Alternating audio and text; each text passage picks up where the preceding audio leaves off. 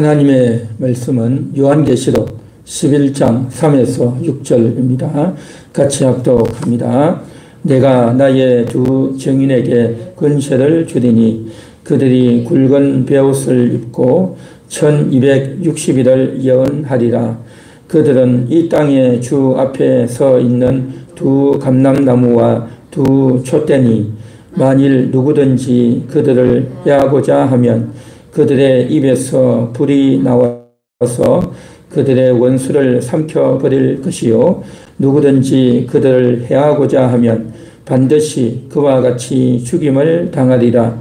그들이 권능을 가지고 하늘을 닫아 그 예언을 하는 날 동안 비가 오지 못하게 하고 또 권능을 가지고 물을 피로 변하게 하고 아무 때든지 원하는 대로 여러 가지 재앙으로 땅을 치리로다. 아멘. 우리는 계속해서 요한계시록을 살펴보고 있습니다. 요한계시록은 예수 그리스도의 계시입니다. 요한이 상상해서 요한이 뭔가를 짜내서 계시를 하는 것이 아니라 예수님이 알려주신 것을 그대로 전달하는 하나의 전달자다라는 것을 알 수 있습니다. 요한이 이와 같이 전달하고 편지를 쓰기까지에는 그가 보았던 것이 많습니다. 그가 보았던 것은 바로 예수님의 모습이었습니다. 7별을 오른손에 잡고 7 촛대 사이를 다니시는 예수 그리스도, 부활하신 예수 그리스도를 보았죠. 그리고 그 교회에 책망하고 칭찬하는 그러한 모습들. 그래서 예수님이 지금도 살아계시다. 그 예수님이 지금도 7교회를 운행하시고 인도하고 계시다는 것을 보았던 겁니다. 그것이 바로 요한이 보았던 겁니다. 그리고 지금 있는 일, 그 지금 있는 일이 뭐냐? 7인, 7나팔, 7대접이라고 했습니다. 예수님이 7인을 떼시고 성령님이 7나팔을 부시고 하나님께서 7대접으로 심판과 구원을 하시는 이 모습, 그것이 바로 계시록 4에서 20장 6절까지 내용입니다. 그리고 장차 있을 일은 20장 7절부터 끝까지 예수님 재림에 관련된 부분입니다. 그래서 내가 본 것과 지금 있는 일과 장차 있을 일을 기록하라라고 했죠. 자, 그리고 이제 요한이 성령에 이끌려서 하늘로 이끌려 올라갑니다. 환상을 보게 되죠. 그래서 그곳에서 십자가로 이루어진 일이 어떤 일이 이루어지는지를 보게 됩니다. 하늘에 올라가니까 24장로가 있고 또 보좌 앞에 수정 같은 유리바다가 있고 또 그 보좌 앞에 어린 양이 서서 하나님의 오른손에 있던 그 두루마리를 봤죠. 그 두루마리에서 인을 떼는 겁니다. 그래서 6번째, 첫 번째, 두 번째에서 6번째까지 인을 떼고 그 인을 뗄 때마다 심판하는 일이 그리고 구원하는 일이 일어나는 겁니다. 그 6번째 인을 떼고 나서 그 다음에 어떤 일이 벌어졌느냐? 인 맞은 자 14만 4천이 나옵니다. 그 인 맞은 자 14만 4천이 나오면서 이제 구원하심이 하나님께 어린 양께 있다는 큰 울림이 있죠. 그리고 천사들이 찬양하는 만만의 천사, 천천의 천사들이 모여서 찬양하고 영광 돌리는 장면이 나옵니다. 그리고 마지막 7번째 인을 뗄 때에 7 천사가 나옵니다. 그 7 천사가 나와서 7 나팔을 불게 되는데 그 7 나팔은 성령님께서 또한 심판하시고 구원하시는 그러한 내용이 쭉 연결됩니다. 그래서 첫 번째부터 6번째까지 나팔을 불고 그리고 나서 잠깐 6번째 나팔 이후에 어떤 일이 벌어졌느냐? 아주 힘센 큰 천사가 나타나서 오른손에 두루마리를 요한에게 주어서 갖다 먹게 하라라고 하는 거죠. 자, 그렇게 해서 갖다 먹고 예언을 하게 되는 겁니다. 자, 그래서 요한이 그것을 받아 먹으니까 입에서는 아주 단데 배에 들어가니까 아주 썩게 되었습니다. 그렇게 될 것이라고 이야기했고 그 말을 듣고 그대로 두루마리를 받아 먹고 나니까 배에서 너무 썼다는 겁니다. 이게 무슨 말일까요? 하나님 말씀을 우리가 들을 때, 은혜 받을 때는 너무나도 감동적이고 위로가 되고 은혜가 되지만 그러나 그것이 우리의 삶에 있어서 적용되고 그것이 우리 삶에서 이루어질 때는 너무 고통스럽다는 겁니다. 너무나도 쓰다는 거죠. 쓰고 고통스럽고 눈물나고 괴로운 일이 나타나는 겁니다. 왜 그럴까요? 그것은 바로 그 하나님 말씀이 내게서 이루어지는 동안 내 육성이 죽어야 하기 때문입니다. 내 속에는 육신의 성질이 있다는 거죠. 교만이 있고 탐욕이 있고 음욕이 있고 내 마음대로 하려고 하는 그런 육성들이 있기 때문에 그 육성이 죽는 과정 가운데서 이렇게 쓴맛을 본다라는 겁니다. 왜 쓴맛을 볼까요? 내 속에 죄가 있기 때문이라는 거죠. 우리 속에는 끊임없이 우리 육신이 내 마음대로 살려고 하는, 불순종하려고 하는, 하나님이 하라고 한 것을 하기 싫어하고 하나님이 하지 말라고 하는데 하고 싶어하는 그러한 죄성이 있기 때문에 이 말씀이 우리 가운데 오면 그것이 쓴맛으로 눈물이 나고 억울하고 괴로움이 나타난다는 겁니다. 그러나 그 말씀을 먹어야 그 말씀이 우리 속에서 쓴맛을 통해서 우리의 죄가 죽어지고 육성이 죽어진다는 겁니다. 또한 왜 쓴맛을 느낍니까? 세상이 반대하기 때문에. 다른 사람들이 우리를 비난하고 억압을 하고 우리를 공격하기 때문에, 그것 때문에 우리가 억울하고 힘들고 고통스럽다는 겁니다. 그 불신자를 통해서 마귀가 우리를 공격한단 말이죠. 그래서 우리는 쓴맛과 고통을 느끼게 된다는 겁니다. 그래서 그럼에도 불구하고 우리는 그 말씀을 먹어야 되고 두루마리를 날마다 먹고 힘을 내서 우리가 하나님의 사역을 감당해야 될 줄로 믿습니다. 자, 그러고 나서 11장에 와가지고 어떻게 하느냐 하면 요한에게 갈대 같은 지팡이를 주면서, 지팡이 같은 갈대를 주면서 말하죠. 청량하라. 성전과 제단과 그 안에 경배하는 자들을 청량하라 라고 했어요. 청량. 청량이 뭡니까? 재는 거죠. 확인하는 거죠. 사이즈를 재고 또 그 확인하면서 이제 어떻게 되어지는지를 알아가고 확인하는 과정이죠. 모든 일은요, 하나님이 하셔요. 하나님이 하시고 예수님이 하시고 성령님이 다 하셔요. 그런데 굳이 청량해보라고 하는 이유가 뭐이겠습니까? 여기에는 우리로 하여금 동참시켜 주시는, 주도적인 사역은 하나님이 하시지만 우리들도 그 일이 어떻게 진행되어지는지를 알고 분별하고 동참하라라고 하는 의미로서 청량하라고 하는 겁니다. 자, 여기서 청량한다는 것은 첫째로 뭡니까? 수를 청량하는 겁니다. 이들이 얼마나인지, 그래서 경배하는 자들, 구원받은 자들이 얼마인지를 청량해보고 알게 되어지는 겁니다. 그런데 그 구원받은 자의 수뿐만 아니라 이제 청량한다라고 하는 이것은 요한계시록 11장의 1절부터 나오지만 이 청량은요, 에스겔에게 하나님께서 이제 바벨론의 포로로 끌려가 있고 저들이 소망도 없고 그 이방 나라에 가서 압박과 고난을 받는 가운데 있는 저들에게 이제 하나님께서 에스겔을 통해서 놀라운 환상을 보여주십니다. 그 환상의 내용이 뭐냐면 성전 문지방에서 물이 나와요. 그 물이 쭉 성전 동편을 해서 쭉 흘러오죠. 그러면서 이제 그 성전 문지방의 물을 보고 있는데 청량하라라고 하니 청량하라.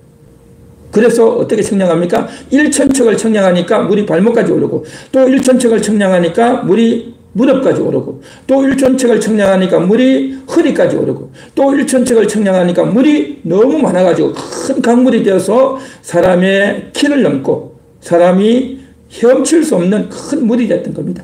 청량했어요. 청량하니까 이 물이 얼마나 많은지를 청량했어요. 그리고 나서 그것만 청량하는 것이 아니라 나중에요, 또 청량합니다. 그 물이 흘러나와서 성전에서 흘러나와서 저 유브라테 강까지, 그리고 저 북쪽까지, 그 다음에 저 동쪽까지, 저 서쪽까지, 저 남쪽까지를 다 청량하라는 겁니다. 그러니까 이 성전에서 나오는 이 물이 어디까지 올라가는지를 다 청량하라는 겁니다. 하나님의 이 구원의 은혜가, 하나님이 주신 이 생수의 은혜가 어디까지 가는지를 청량해보고 확인해보라 라는 겁니다. 이것이 바로 청량인 겁니다. 하나님이 일을 하시면 얼마나 물이 흘러가는지, 은혜가 얼마나 충만하게 가는지 그걸 청량하는 겁니다. 그런데 이 생명수가 흘러가는 동안 개풀과 진풀은 살아나지 못한다라고 했어요. 물이 흘러가는데 그 물이 흘러가면서 물고기가 살아나고 각종 생명체가 다 살아나는데 개풀과 진풀은 살아나지 못한다라고 했어요. 뭡니까? 바로 이스라엘 백성들. 우리는 아브라함의 혈통이라고 하고 날마다 와서 성전에 와서 제사를 지내고 짐승을 잡고 기도를 했지만 그 가운데 혈통으로만 아브라함이 후예이지 진심으로 하나님을 예비하지 않는 형식적인 예배만 드리는 하나님의 성전에 나와서 땅만 밟고 가는 그러한 자들이 있었다는 겁니다.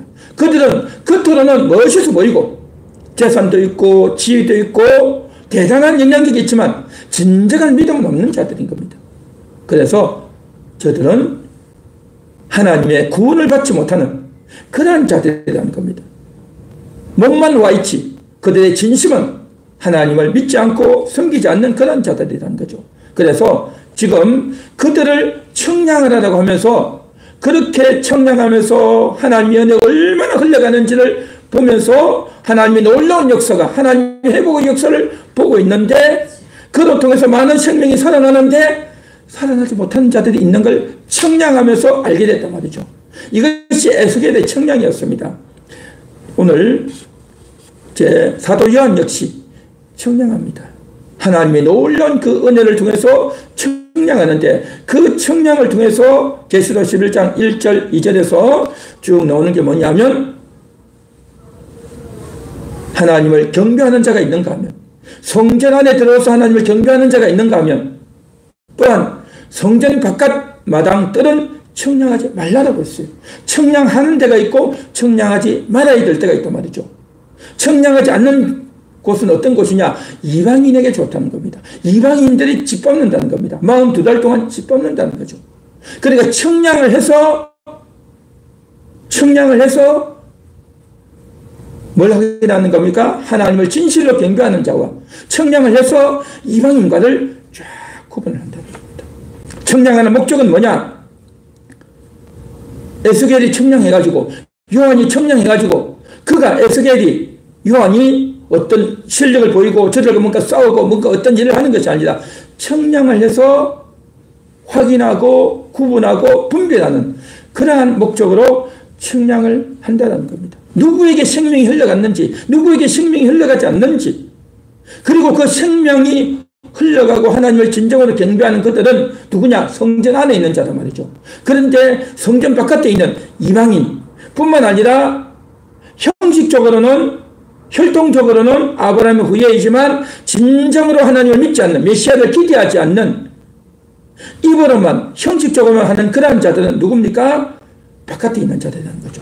그들과 본질적으로 똑같다는 겁니다. 그래서 이제 성전 바깥을 42달 동안 짓밟는다 했죠.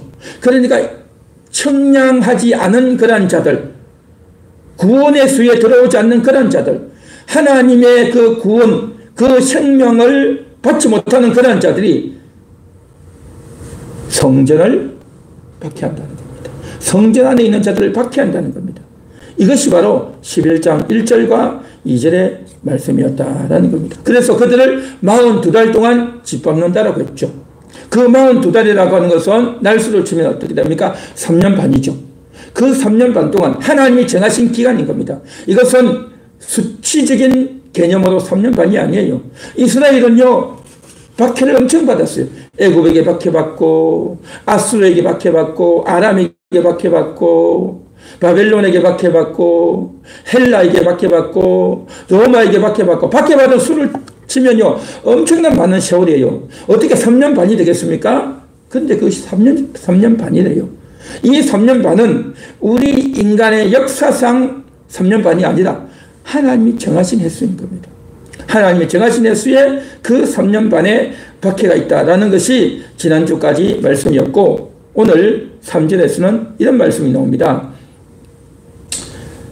3절 우리 같이 한번 읽어보겠습니다. 내가 나의 두 증인에게 권세를 주리니 그들이 굵은 베옷을 입고 1260일을 예언하리라. 아멘. 나의 두 증인이 나옵니다. 두 증인. 여기서 두 증인이 뭐냐? 이것은 바로 두 감람나무와 두 촛대인 겁니다. 이것은 스가랴에 보면 그것이 나와요. 스가랴에 보면 두 증인과 두 감람나무 이것이 나오는데 그 두 감람나무와 두 촛대는 구약의 여호수아와 스룹바벨입니다. 여호수아는 누구냐? 대제사장입니다. 이스라엘 백성들이 바벨론의 포로로 끌려갔다가 다시 70년 만에 돌아오죠. 그래서 돌아와서 성전을 재건할 때 그 성전을 재건했던 그때 당시에 대제사장이 여호수아이고, 또 그때 당시에 성전 재건할 그때에 이스라엘 지역에 총독으로 임명받아서 왔던 정치적인 인물이 스룹바벨인 겁니다. 그 스룹바벨이 유대인이었어요. 스룹바벨은 정치인으로서 메대 나라의 이제 한 신하로서 총독으로 불림받아 왔던 인물이 스룹바벨이고, 그러니까 스룹바벨은 총독으로서 성전을 지을 수 있도록 이제 정치적인 군사적인 그러한 뒷받침이 되어주는 역할을 스룹바벨이 했고, 그는 믿음의 인물이었기 때문에 그런 주변의 역할 감당을 딱 해줬고, 그 다음에 여호수아는 대제사장, 여호수아는 이제 성전을 짓는 레위인의 후예여서 성전 공사에 직접 관여하는 이 일을 했단 말이죠. 그래서 유명한 두 지도자가 여호수아와 스룹바벨이었는데, 그 두 정인이 바로 스가랴 4장에 그대로 언급되어 놓은 겁니다. 자, 그것을 그대로 사도 요한이 따와서 이렇게 이야기합니다. 나의 두 정인에게 권세를 주겠다라고 했습니다. 자, 정인이라고 했어요. 이들을 정인이라고 했어요. 정인. 성경에서 정인이라는 것은 뭡니까? 실제 사건을 목격한 자, 중요한 현장을 목격한 자, 누가 누구를 살인했다, 또 어떤 일이 벌어졌다 하는 것을 아무도 못 볼 때 그러한 것들을 직접 목격한 사람, 두 정인이 있어야 그 사람이 보았다는 것을 확인하는 겁니다. 신명기 19장 15절에 보면 사람의 모든 악에 관하여 또한 모든 죄에 관하여는 한 정인으로만 정할 것이 아니요 두 정인의 입으로나 또는 세 정인의 입으로 그 사건을 확정할 것이며 라고 했죠. 그러니까 누가 무엇을 잘못했다, 이 사람이 어떤 행동을 했다 할 때 한 사람의 말을 듣고 재판을 결정하면 안 된다는 겁니다.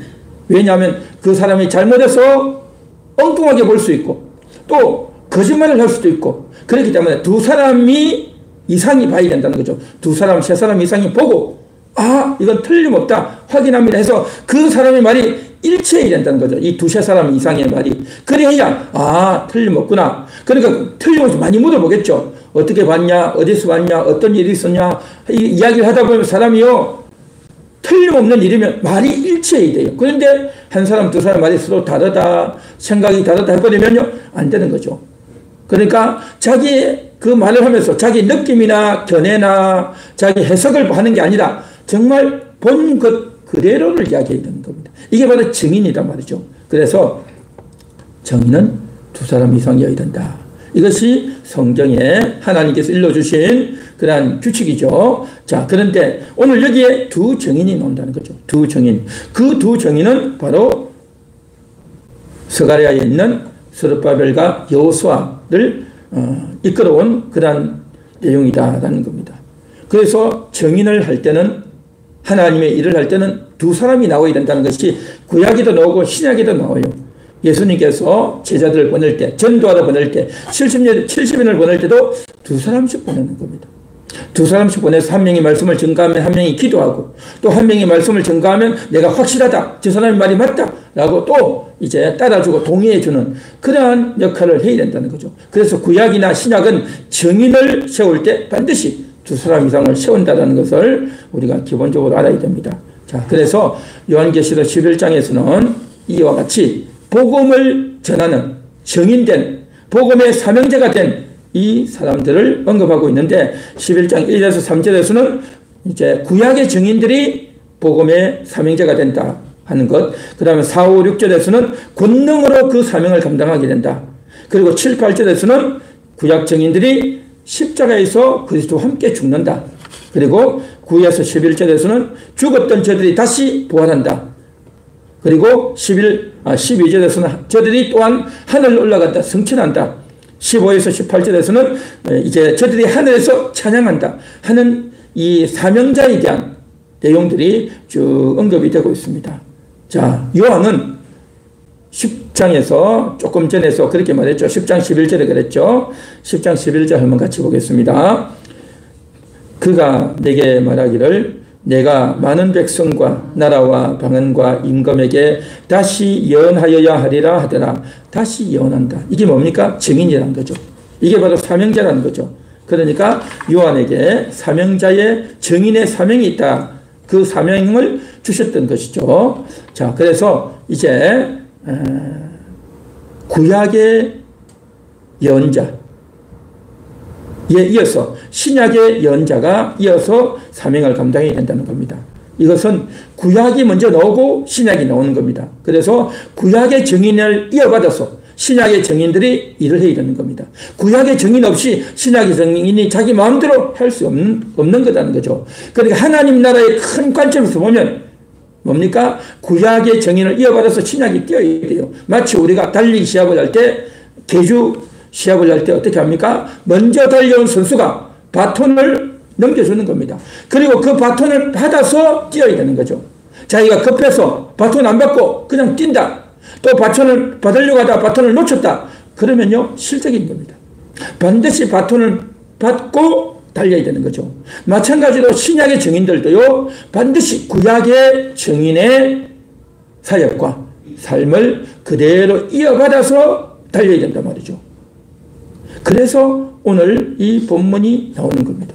이 본문은 구약의 내용이단 말이에요. 구약. 그래서 구약 성경 없이 신약 성경이 없고요. 구약의 예언이 없이 신약의 예언이 없고, 구약의 증인 없이 신약의 증인이 있을 수 없다는 겁니다. 그래서 이것을 잘 알라라고 보여주는 것이 계시록 11장인 겁니다. 그래서 구약의 증인들이 어떻게 살았습니까? 그들은 그동안 그리스도를 기다리고 그리스도를 기대하고 그래서 그리스도께 기도하며 살았단 말이죠.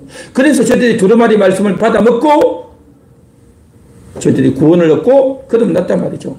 마찬가지로 신약 성도들도 마찬가지로 이제 십자가의 복음을 잘 전해 듣고 또 그 십자가의 복음을 전해야 되는 그러한 사명이 있는 것이죠. 그래서 그렇게 할 때에 오늘 계시록 11장 3절부터 쭉 나오는 것은 뭐냐면, 그렇게 살려갔던 그들이 말씀을 전할 때에 입에서 불이 나와가지고 놀라운 능력을 나타내고 또 대적하는 자들 심판하고 그래서 결국 승리하게 되는 그러한 장면들이 쭉 나와 있죠. 마찬가지로 신약의 성도들도 말씀을 전할 때에 육신으로 볼 때는 그냥 저 사람이 말을 하나보다 하지만요, 입에서 불이 나온다는 거죠. 놀라운 능력이 나온다는 겁니다. 모세가 할 때도 그랬고 엘리야가 할 때도 그랬다는 겁니다. 그래서 그 승리한 장면을 요한에게 그대로 보여주는 겁니다. 그러면서 저들이 승리했듯이 너도 승리할 거다. 요한이 승리하듯이 신약시대 성도들도 승리하게 될 거다라는 것을 보여주는 겁니다. 이것을 듣지 못하면, 이것을 알지 못하면 이 세상이 살아가는 동안 너무나도 희미하고 박해도 많고 능력도 없고 내가 이렇게 해서 어떻게 일을 할까라고 생각하고 희미해지고 또 이제 뭡니까? 후퇴하게 되고 중단하게 되는 그런 일이 생기는데, 그렇게 하지 말라라고 하면서 오늘 여기 본문에서 분명히 말씀을 전해주고 있는 것입니다. 성경에 보면 구약의 예언자들이 사역을 많이 했죠. 모세가 그랬고 이사야도 그랬고 또한 스가랴도 했고 말라기도 했고 구약의 예언자들이 다 그렇게 했죠. 그래서 저들이 전한 게 뭡니까? 그 시대 사람들이 이제 율법을 따라 살 것을, 하나님을 예배할 것을 이야기하면서 장차 메시아가 온다, 그리스도가 오시면 이렇게 우리를 구원할 거다를 늘 한결같이 전했던 겁니다. 그렇게 전했던 그 복음을 이제 드디어 예수가 오셨고 어린 양으로 오셨다는 것을 지금 요한계시록에서 풍성하게 적나라하게 다 이야기하는 거죠. 그러면서 저들은 그리스도를 기다렸던 겁니다. 한결같이 다 그리스도를 기다렸던 겁니다. 현실은 비참하죠. 나라도 없고 정권도 없고 힘도 없고 먹을 것도 없고 가난하고 나라의 주권도 다 뺏겨버리고 그렇게 어렵고 처참한 가운데서도 저들이 한결같이 메시아를 기대하고 그런데 메시아가 오지 않았어요. 수십 년, 수백 년, 수천 년을 지났는데도 메시아가 오지 않는 겁니다. 그래서 사람들은 포기하고 낙담하고 메시아가 오기는 하는 거냐? 기다려봤자 뭐하냐? 라고 생각하면서 인간의 의를 내세우고 낙담하고 좌절하는 사람들이 많은데, 그럼에도 불구하고 끝까지 기다린 자들, 구원을 기대하고 기다렸던 것이 구약의 선지자였고 구약의 성도였던 겁니다. 이와 같이 오늘날에도 끝까지 믿음을 가지고 기다리는, 도무지 믿음의 근거가 없고 도무지 희망이 없는 가운데서도 끝까지 기다렸던 겁니다. 그런데 말입니다. 3절에 그렇게 했죠. 그렇게 하나님 말씀을 듣고 전하는 자에게 하나님 뭘 주신다고요? 권세를 주신다 했죠. 구약의 증인들이 권세를 받는다고 했습니다. 권세를 주리니 구약이 선지자들이, 믿음의 사람들이 하나님 말씀을 전할 때에 이제 권세를 주는 겁니다. 남들이 볼 때는, 육신의 눈으로 볼 때는요, 보잘것없고 말을 한다고 했는데 아무도 듣지도 않고 순종하지도 않고 따르지도 않으니 저 사람이 저렇게 해봤자 뭐하냐, 쓸데없는 일이다 라고 사람들이 편견을 하고 또 듣지도 않고 대들기도 하고 그렇게 했지만, 그런데도 불구하고요, 영적으로 큰 권능이 임했습니다. 권능이 임했어요. 하나님께서 모세를 보낼 때에 그냥 보내지 않죠. 지팡이를 주셨습니다. 그 지팡이 자체에 무슨 능력이 있는 것이 아니라 그가 지팡이를 들고 이제 바다를 가를 때 홍해가 갈려져, 만나가 내려오고 메추라기가 내려오고, 또 바위를 가르고 놀라운 역사를 감당하게 되었던 거죠. 엘리야가 이제 대적하는 저들, 너희가 이제 죽을 것이다 했더니만 불이 떨어져 가지고 엘리야를 잡으려고 했던 저들이 뭡니까? 다 타서 죽는 그런 일이 벌어지지 않습니까? 이게 바로 다 하나님의 놀라운 능력으로 나타났던 역사다 말이죠. 이게 바로 뭡니까? 다 구약 때 있었던 일이다 말이죠. 그래서 그와 같이 이 두 정의는 감람나무와 두 촛대라는 거죠. 감람나무와 두 촛대, 구약 성도들을 예표하는 겁니다. 구약 성도들. 자, 이게 3절에 보면 또 이런 말씀이 나오죠. 굵은 벼옷을 입는다라고 했어요. 굵은 벼옷. 굵은 벼옷은 구약의 성도들이 회개할 때, 슬플 때, 고통스러울 때 입는 옷이 벼옷입니다. 야곱이 자기 아들 요셉이 짐승에 물려서 죽었다라고 할 때, 처음에는 그렇게 알았죠. 그렇게 할 때 어떻게 합니까? 창세기 37장 34절에 보면 굵은 배로 허리를 묶고 오랫도록 그의 아들을 위하여 애통하였다라고 나옵니다. 그러니까 슬프고 고통스러울 때 굵은 벼옷을 입었던 겁니다. 구약시대 곳곳에 그렇게 하죠. 열왕기하 19장 1절에도 보면 히스기야 왕도 아수르가 쳐들어왔을 때 슬픈 마음으로 굵은 벼옷을 입고 하나님 앞에 회개하면서 기도하죠. 그래서 굵은 벼옷이라는 것은 뭡니까? 구원이 필요할 때, 하나님의 도우심이 필요할 때 자신들의 슬픔을 하나님께 기도하면서 구원을 갈구할 때, 구원이 성취되기 전에 입는 옷이 굵은 벼옷이었던 겁니다. 그래서 지금 굵은 벼옷을 입고 예언을 한다는 것은 구약시대다라는 겁니다. 구약시대. 신약시대는요, 굵은 벼옷을 입지 않습니다. 사람들이 와서 묻죠. 요한의 제자들이, 세례 요한의 제자들이 와서 묻습니다. 우리 스승님과 함께 있을 때는 굵은 벼옷을 입고 기도했는데 어찌하여 당신은 벼옷을 입지 않습니까? 라고 묻죠. 그러자 예수님이 하셨던 유명한 말씀이 있죠. 신랑과 함께 있을 때는 슬퍼할 수 없다. 예수님과 함께 있을 때는 슬퍼하지 않는다는 거죠. 그러니까 예수님 오시기 전에는 굵은 벼옷을 입고 슬퍼하고 애통하지만 예수님이 오셔서 신랑과 함께 잔치하고 있는 이때는 슬퍼하지 않는다. 벼옷을 입을 이유가 없다. 그렇게 말씀하셨던 겁니다. 그러니까 신약시대는 벼옷을 입는 경우가 없어요. 그런 사례가 없어요. 이게 놀라운 거죠. 그래서 오늘 여기 나오는 굵은 벼옷을 입는다는 것은 구약시대다라는 것을 우리가 분명히 알 수 있는 겁니다. 그런데 왜 이것을 굳이 구약시대라고 언급을 자꾸 하는 줄 아십니까? 이 본문을 가지고 잘못된 해석을 많이 하고 있다는 겁니다. 잘못된 해석. 왜냐하면 42달 동안 지팔핀다 1260일을 예언한다고 하니까 예수님이 재림하기 직전에 이제 성전 예루살렘에 제3성전을 짓고 그래서 적그리스도가 나타나서 성전을 지을 수 있도록 그렇게 도와주다가 첫 3년 반 동안에는 그렇게 잘 도와주고 평화의 회담을 하다가 나중에 뒷 3년 반 그 기간 동안에 그가 배신을 해가지고 3년 반이니까 42달이죠. 그래가지고 성전을 짓밟는다. 그 성전을 짓밟는 그 기간 동안에 이제 하나님의 성도들이 일어나가지고 1260일을 예언하고 하나님 말씀을 전하고 끝까지 믿음을 지키는 자들은 예수님과 함께 구원을 받고 올라가지만, 그러나 1260일 동안, 그 기간 동안 42달 동안 버티지 못하면 구원을 받지 못한다 라고 하면서 예수님의 마지막 재림 직전에 있을 사건이다라고 자꾸 이 억지 해석을 하기 때문에 지금 이것은 그때 신약이 아니라 구약이다라고 자꾸 이야기하는 거예요. 굵은 벼옷을 입는 것은 구약시대이고, 또 이제 성전 바깥마당 하는 것은 신약시대가 아니라 구약시대라고 하는 것을 지금 계속해서 이야기하는 것이고, 또 두 증인 하는 이 두 증인도 여호수아와 스룹바벨 언급을 하는 것도 서가랴에 나오는 인물이고 구약시대 배경이라는 것을 계속해서 이야기하고 있는 겁니다. 자, 3절에 그랬죠 했죠. 그 예언을 하는 기간이 뭐냐? 1260일이라고 했죠. 1260일 동안 예언을 하게 되는데, 그 1260일이 뭘까요? 이 기간 동안 이 예언은 바로 구약의 예언자들이 십자가 복음을 예언하는 기간인 겁니다. 앞으로 장차 메시아가 오셔서 우리를 구원해 줄 거다, 그것을 전하는 기간이 1260일이라는 거죠. 그래서 구약 시대에는 뭡니까? 앞으로 메시아가 오실 것을 예언하고, 신약 시대는 이미 오신 메시아가 오셔서 어떤 일을 하셨는지를 전달해 주는 것이 신약의 예언인 것이죠. 그래서 이제 하나님께서 아담에게 또 아브라함에게 예언해 주지 않습니까?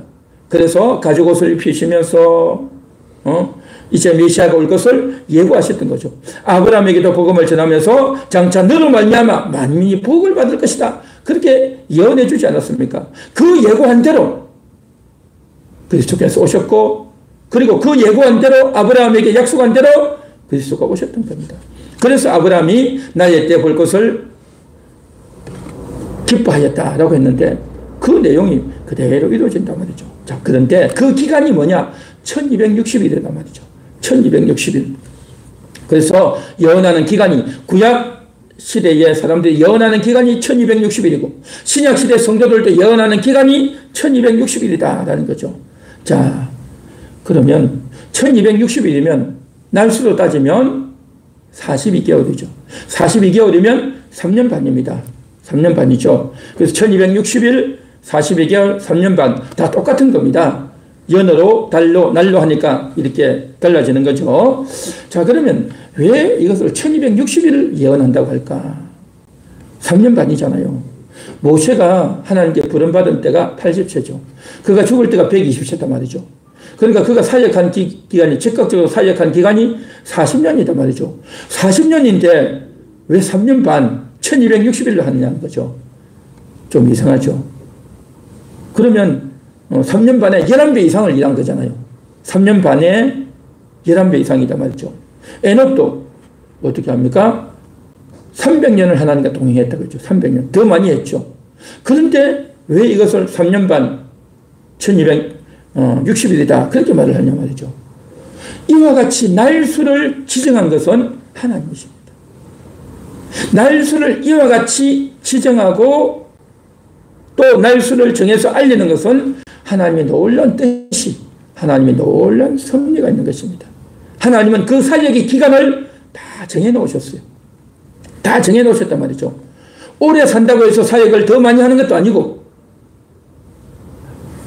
적게 산다고 해서 사역을 덜 하는 것도 아닌 겁니다. 하나님이 딱 정해놓은 날수가 1260일인 겁니다. 예수님이 공생애를 시작할 때가, 예수님이 돌아가실 때가 33세죠. 그 성경이 근거가 있느냐? 있죠. 예수님이 공생애 시작할 때가 30세쯤 됐다 했죠.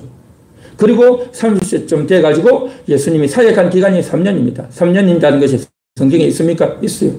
예수님이 요한복음에 보면 예수님이 유월절을 지키러 예루살렘에 올라갔는데 그 유월절 지키러 올라가는 그 언급이 3번이 나와요. 첫 번, 두 번, 세 번. 그래서 예수님이 3년 사역했다라고 우리가 그렇게 보는 거죠. 그런데 예수님이 실제로 사역한 것은 3년 반 정도 되죠. 그래서 우리 모든 성도들은, 구약과 신약의 모든 성도들은 다 예수님 기준인 겁니다. 예수님의 사역의 기간은 3년입니다. 예수님은 그 3년 동안 조금의 휴식이나 조금의 엉뚱한 일을 하거나 어디 놀러 다니거나 그런 게 없었어요. 겉으로 보면 여행을 다니고 이것저것 다닌 것 같지만 예수님은요, 철저하게 모든 사역을, 구약을 이루기 위해서, 하나님의 뜻을 이루기 위해서, 자기의 사명을 감당하기 위해서 철저하게 그 3년 반을 다 사용했던 겁니다. 가장 엑기스 있게, 또 가장 중요하게 최선을 다해서 그 사명을 감당했던 겁니다. 그래서 우리 모든 인생들은요, 자기가 오래 산다고 해서, 자기가 오래 믿었다고 해서 사역을 더 많이 하고, 또 인생이 짧다고 해서 덜 하는 것이 아니라 예수님 기준인 겁니다. 예수님이 3년 반을 했다고 한다면 모세도 3년 반이고요. 에녹도 3년 반이고요. 아브라함도 3년 반이고요. 모든 사람은 다 3년 반인 겁니다. 1260일이단 말이죠. 왜냐? 하나님이 그렇게 정해놓으신 거예요. 어떤 사람도 예수님을 앞설 수 없어요. 예수님을 앞설 수 없고 우리는 다 예수님을 따라가는 그러한 자라는 거죠. 그래서 예수님이요 3년 반 1260일을 예언하신 거예요. 그래서 우리도 그 예수님을 따라가는 겁니다. 그래서 그렇게 예언하는 동안 어떤 일이 벌어지느냐, 그 1260일 동안 있어지는 일이 뭐냐, 42달 동안 박해를 받는다는 거죠. 42달 동안. 그러니까 그 예언하는 동안 불신자들이 박해하고, 그 1260일 예언하는 동안 불신자들이 42달간 박해하고 짓밟고 괴롭히는 일이 벌어진다는 겁니다. 그래서 지난주에 이야기했죠. 바로 출애굽한 이스라엘 백성들이 진을 친 곳이 42곳, 42진영. 이스라엘의 10왕들이 이제 다스리던 날도 42왕. 예수님을 기다리던 족보도 42대라고 했죠. 그러니까 이 모두가 다 하나님이 정하신 날수인 겁니다. 불신자의 박해가 42달. 그런데 성도들이 예언하는, 구약의 모든 이제 선지자들뿐만 아니라 모든 성도들이 예언하고 하나님 말씀을 전하는 날수가 42달인 겁니다. 42달. 그런데 이것을 1260일이다라고 하는 겁니다. 저들의 박해는 42달이지만 예언하고 하나님 말씀을 전하는 것은 1260일. 똑같은 말인데 왜 이렇게 쓸까요? 이것은 하나님께서 우리의 하루하루 한날 한날을 그만큼 소중하게 본다는 겁니다. 더 가치 있게, 더 의미 있게, 더 소중하게, 귀하게 보고 계시다는 것을 지금 1260일이라고 날로 적어주는 겁니다. 박해는 42달로 해서 저들은 청량하지 않아요. 저들은 청량하지 않고 그냥 대충 해서 이야기해버린다는 거죠. 그래서 우리가 이 기간 동안, 이 1260일 이 기간 동안 우리는 뭘 합니까? 말씀을 먹고 그 말씀의 단맛과 쓴맛을 보는 거예요. 듣고 받을 때 은혜가 되고 감동이 되고 힘이 되고 위로가 되지만, 그러나 그것이 적응되어지고 내 삶에서 나타날 때는 눈물이 나타나고 억울함이 있고 고통이 있단 말이죠. 쓴맛 단맛을 경험하는 겁니다. 그 42달 그 기간 동안에 또한 박해를 받아요. 고통을 받습니다. 억울합니다. 그러나 그 기간 동안 그 박해로 인해서 좌절하고 무너지는 것이 아니라 끊임없이 말씀을 전하고 하나님이 살아계시다, 하나님의 능력을 전하고 그 말을 전할 때 입에서 불이 나가고 놀라운 권세가 임하게 될 줄 있습니다. 할렐루야. 그래서 이것이 바로 오늘 계시록에서 말씀하는 그런 내용인 겁니다. 조금 더 살펴보겠습니다. 4절에 보면 이렇게 나옵니다. 같이 한번 읽어보겠습니다. 그들은 이 땅의 주 앞에 서 있는 두 감람나무와 두 촛대니라고 했어요. 두 감람나무와 두 촛대. 이 두 감람나무와 두 촛대는 뭐냐? 구약의 증인인 여호수아와 스룹바벨을 언급하는 단어입니다. 여호수아와 스룹바벨. 구약의 성전을 다시 지었던 그 대제사장 여호수아, 총독이었던 스룹바벨이죠. 그래서 이제 이들이 이제 성전을 짓는데 그때에 스가랴가 환상을 봐요. 환상을 보는데 그 환상에서 나온 인물이 누구냐? 바로 감람나무와 순금 등잔대가 있는 것을 환상으로 보게 됩니다. 오늘 그림 나눠줬죠. 이 그림 한번 보겠습니다.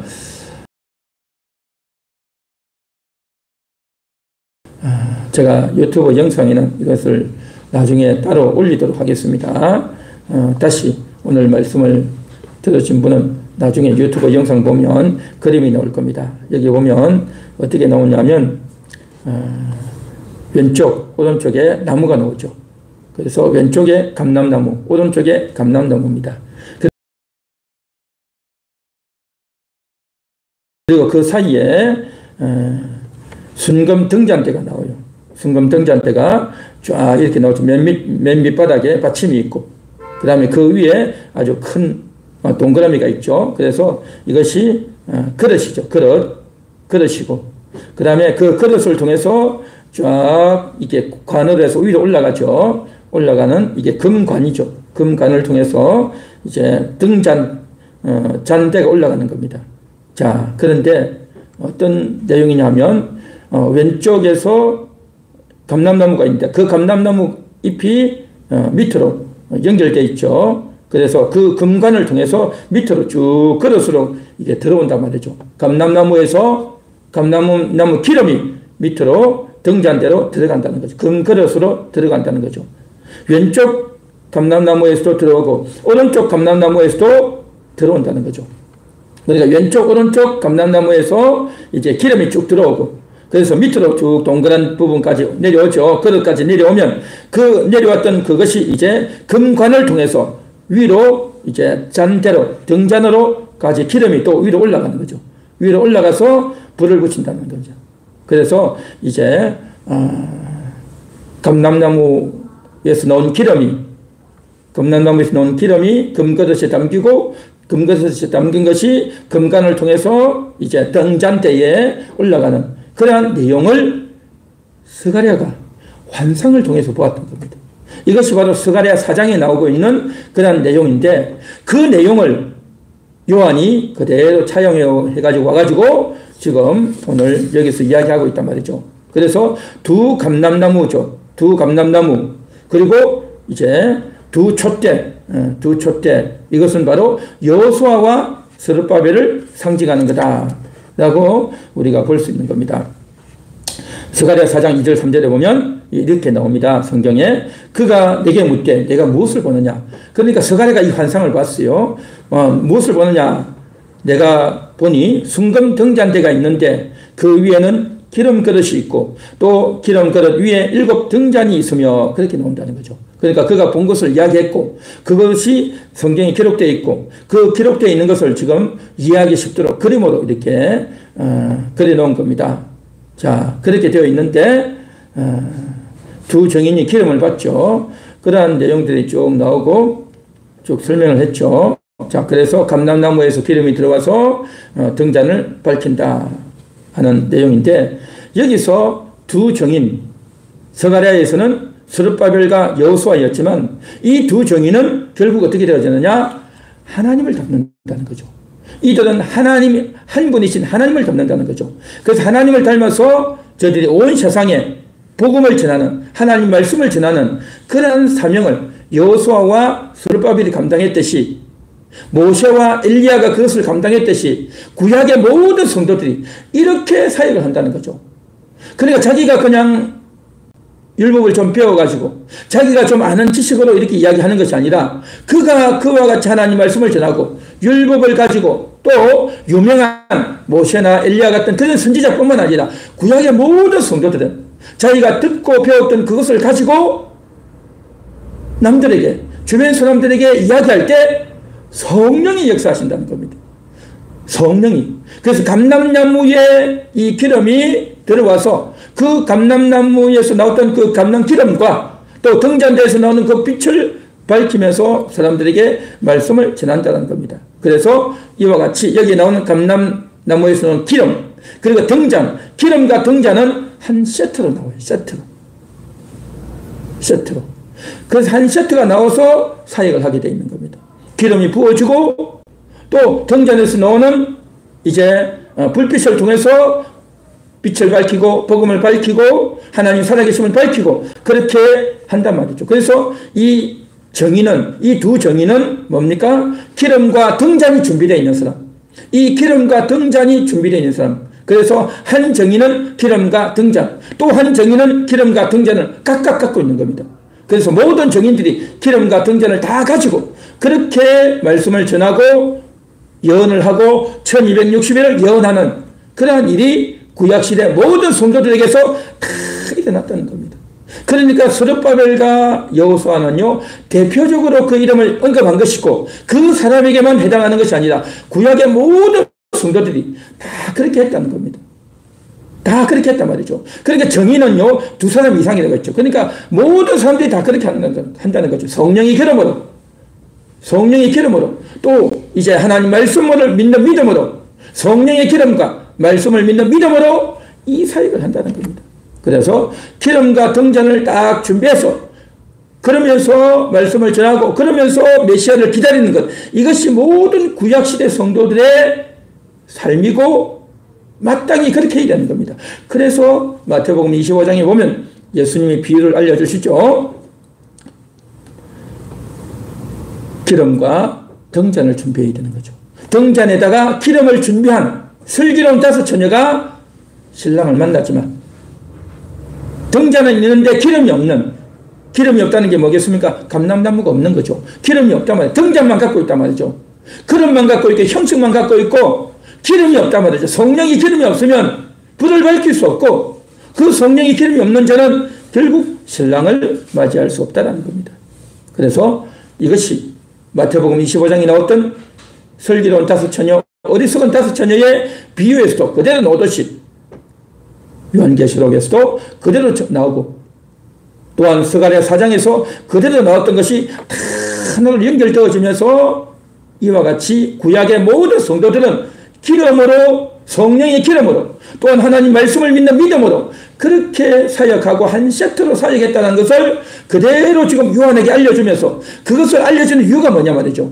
이것은 바로 신약시대에도 그렇게 사역해야 된다는 거죠. 성령의 기름을 받고 하나님 말씀을 믿는 믿음을 가지고 그렇게 말씀을 전해야 바톤을 잘 이어받아서 구약의 선지자들이 했던 그 사역을 그대로 이어받아서 신약에도 나가야 된다는 거죠. 구약시대는 메시아가 아주 오지 않아서 메시아를 기다렸다고 한다면 이제는 이미 오신 메시아를 우리가 믿고 그가 이루신 것을 증거하고 사람들에게 전하면서 하나님의 사역을 감당해야 될 줄 믿습니다. 그래서 이제 이 사역을 잘 감당할 때 입에서 불이 나오고 우리가 말씀을 전할 때에 핍박하고 박해하고 대적하는 자들이 있지만 입에서 나오는 불의 능력으로 말미암아 이것은 입에서 진짜 불이 나온다는 것이 아니라 영적인 불이 나온다는 겁니다. 우리가 성령의 기름을 받으면 하나님의 능력이 임하면 주님이 주시는 권세가 임하면요 마귀를 박멸하고 죄를 분시하고 또 악한 영적인 세력들을 대적하고 이기고 그렇게 승리한다는 겁니다. 그렇기 때문에 죄가 물러가고 마귀가 감히 다가오지 못하고 정말 하나님이 살려야 될 그 영혼을 제대로 구원하고 살리는 놀라운 권세를 가지고 이 사역을 감당할 수 있다는 것이 오늘 우리가 읽은 계시록 11장의 내용인 겁니다. 5절에도 그렇게 나오죠. 만일 누구든지 그들을 해하고자 하면 그들이 누굽니까? 두 증인. 구약의 모든 이 성도들 그리고 신약의 모든 성도들 그들을 해하고자 하면 왜 합니까? 하나님 말씀 전하지 말라. 입 닫아 하고 박해하고 공격하는 자들 그들의 입에서 증인들의 입에서 불이 나와서 이 불은 뭡니까? 영적인 불이에요. 영적인 불이 나와서 저들의 영을 공격한다는 거죠. 저들 영 뒤에 있는 악한 영들 마귀, 죄 그것들을 삼켜버린다는 겁니다. 그래서 저들이 갖고 있는 돈으로 권세로 위세로 영향력으로 공격을 해오지만 오히려 우리는 아무것도 가진 것 없지만 오히려 말씀으로 오히려 성령의 능력으로 저 원수를 삼켜버린다는 겁니다. 누구든지 그들을 해하고자 하면 정의를 해하고자 하면 반드시 그와 같이 죽임을 당하리라. 오히려 저들이 죽는다는 거죠. 그래서 이런 놀라운 장면이 구약시대에 펼쳐졌고 엘리야가 이겼지 않습니까? 모세가 이겼지 않습니까? 스가랴가 놀라운 환상을 보고 그런 역사가 나타나지 않습니까? 예수님이 그렇게 이겼지 않습니까? 신약시대에도 우리 그렇게 사역한단 말이죠. 그래서 6절에도 그랬죠. 그들이 권능을 가지고 하늘을 닫아 그 예언을 하는 날 동안 언제입니까? 1260일 하나님이 정하신 그 날 동안 우리는 최선을 다해서 해야 되는 겁니다. 그러니까 그 날이 중요하다는 거죠. 그러니까 그 날은 육신적인 우리가 카운트할 수 있는 그 날이 아니에요. 그 3년 반은 우리가 볼 때는 더 많은 세월을 살죠. 더 많은 세월을 살죠. 더 많은 세월을 살지만 정말 우리가 많은 날 동안 죄에 빠지고 세상에 빠지고 실수하고 그렇게 해서 하나님 말씀을 실제로 전하는 날이 너무 작다는 겁니다. 그것을 다 합치면 1260일이 되겠죠. 그래서 우리가 더 많이 깨어 있어서 집중해서 이 사역을 최선을 다해서 잘 감당해야 될 줄 믿습니다. 그래서 구약시대 증인들이 하나님의 권세로 이 사역을 잘 감당했듯이 오늘날 신약시대 우리들도 이 십자가의 복음을 잘 증거해서 우리에게 42달 동안 박해하는 그 기간이 있고 그래서 마귀는 불신자들은 우리를 박해하는 것이 그들의 일이고 우리는 1260일을 예언하고 하나님 말씀을 전하는 것이 우리의 일이고 우리가 그 말씀을 먹고 처음에는 달지만 나중에는 쓰게 되는 그 고통을 통해서 우리가 날마다 변화되어지고 새로워지면서 주님의 사역을 잘 감당해야 될 줄 믿습니다. 이 1260일이 정말 흘러가 버리지 않도록 헛되고 헛된 세월이 되지 않도록 정말 보람되고 알찬 그런 날이 될 수 있도록 우리가 더 분발하고 끼어 있어서 주님의 사역을 잘 감당할 수 있기를 간절히 소망합니다.